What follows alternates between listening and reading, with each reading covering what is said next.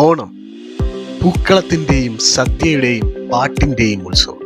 പക്ഷെ നമ്മൾ മറന്നുപോയ ഒരു ഓണം കൂടി ഉണ്ടായിരുന്നു, ആചാരങ്ങളുടെ ഓണം. മഹാബലി തിരിച്ചെത്തുന്ന ഉത്സവമായാണ് ഓണം അറിയപ്പെടുന്നത്.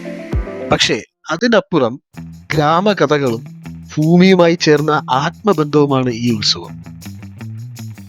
നമ്മുടെ പഴയ ഓണത്തിന്റെ പ്രധാന ആചാരങ്ങൾ ഇപ്പോൾ ചുരുങ്ങിയിരിക്കും. കർഷകർ ക്ഷേത്രത്തിൽ ആദ്യ വിള അർപ്പിക്കുന്നു.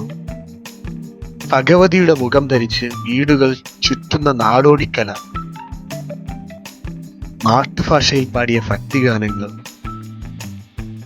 ക്ഷേത്രങ്ങൾ കേന്ദ്രീകരിച്ച് നടന്ന രാജകീയ പ്രകടനം.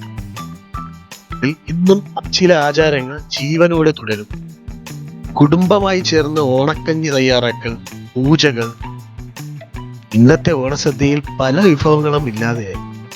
ചേമ്പിലയിൽ പാചകം, ഓണക്കഞ്ഞി, ഇഞ്ചിപ്പുളി ചേർന്ന ഔഷധക്കഞ്ഞി, അത്താഴത്തിന് മുമ്പ് പിതൃക്കൾക്ക് അർപ്പണം. നഗരവൽക്കരണത്തിലൂടെ വിദ്യാഭ്യാസ ജീവിതത്തിന്റെ മാറ്റം. ഓണം ഒരു കൊമേഴ്സായി മാറി.